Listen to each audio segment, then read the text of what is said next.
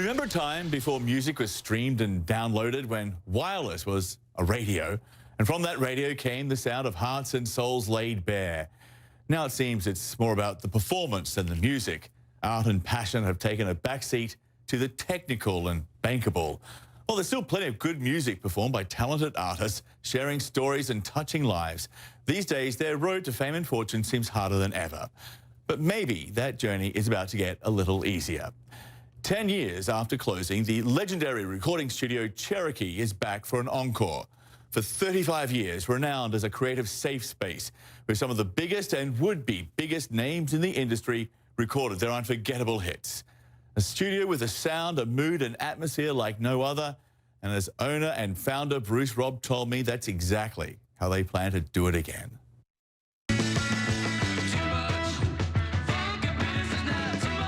This is the beginning of rock and roll, and most studios were owned by either record labels, and there were very few private studios back then. We couldn't get into their studios, and so we thought we'll build our own studio in the barn.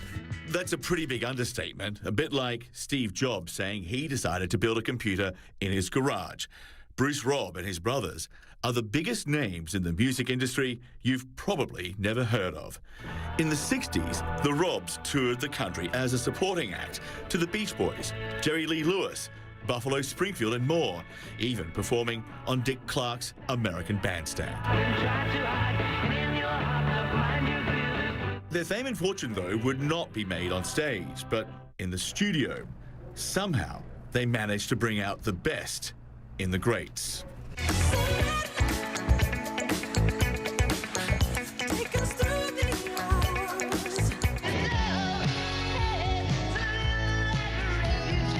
What is the sort of the secret sauce that makes Cherokee different to so many other places? First off, that room was magic. Just a great vibe and a great sound, a killer sound. Fat, beautiful, smooth, great stuff. If you know the room and you know how to mic something, good mics, you got a good record. And that's what these guys had. When you feel good in a place and you're getting a great sound, you go to Cherokee, you see Bruce. A sound and a place so unique, so special, Beatles producer George Martin once called Cherokee the best studio in America. And for 3 decades, it was like the dewdrop hint for icons and legends. One night, Little Richard pulls up. Well, of course he does. And goes into the studio and wants to make a country record. And I'm thinking, that's a great idea. She's a good-looking man. Something else. A friend of ours from Dunhill brought Steely Dan out. We did Pretzel Logic. And that kind of exploded. That was our first huge record.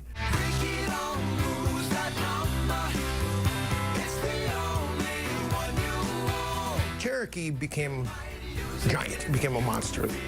There's been no shortage of awards, hundreds of gold and platinum records over the years, but far more important, it seems, to stories and memories of working with the biggest of the big names. We get a call and said, David Bowie's up front. And, we're a band. We go, oh, wow.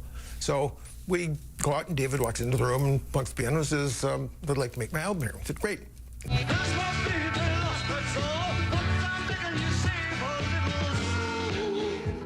Ringo Starr, Barbra Streisand, George Clinton, the list goes on, even the notoriously difficult old Blue Eyes himself. Sinatra walks in and he opens the door and he says, so this is Cherokee. And I thought, I've heard that. And he says, so you're a family? And I said, yeah. He said, I like families. Joe, my brother, just like it was on cue, rolls in a bar cart. And he looks at it and he's the only person I've ever seen that could really smile with his eyes. His face never changed. But so we make him a drink, and he sits down in the control room with the orchestra there, and for an hour tells us road stories. Happy golden days of yore. If those walls could talk, what would they be saying? I got one.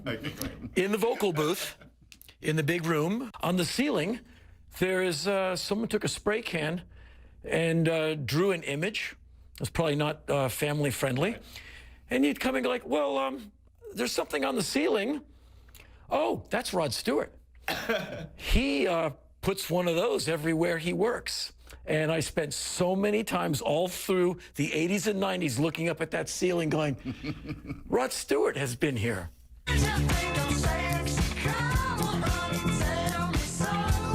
we'd take it off, and he'd do it again. So we thought, leave it. Over the years, Cherokee has done more than just record music. They've been midwives to entire new genres. Cutting the first ever disco song with Bob Crew. Some of rap's deepest roots are here, punk music as well. When a young Henry Rollins had something to say, Cherokee helped him say it. Punk rock allows, you don't have to be able to hit the note. It's more of what you're saying than how you're saying it. And so I had something to say. And so suddenly I come from Washington, D.C.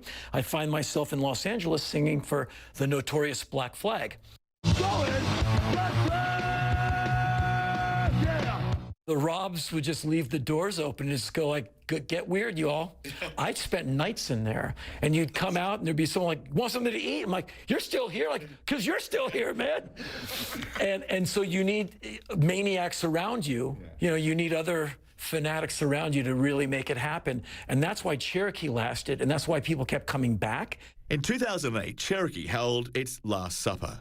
David Lynch, Henry Rollins, and Bruce Robb were all there as the studio went dark. 10 years later, they're together again for the first time for this interview. And there's reason to celebrate. Cherokee is back in business, again, recording the soundtrack of a generation. But in a way, back to the future, using the same equipment from the studio famous for its signature sound. There's a Trident analog soundboard, a 1961 Hammond B3 keyboard, and Neumann microphones from the 1940s and 50s. What do you want people to say years from now when they talk about Cherokee? Those guys made a lot of great records. And Steve Jobs made a lot of good computers as well.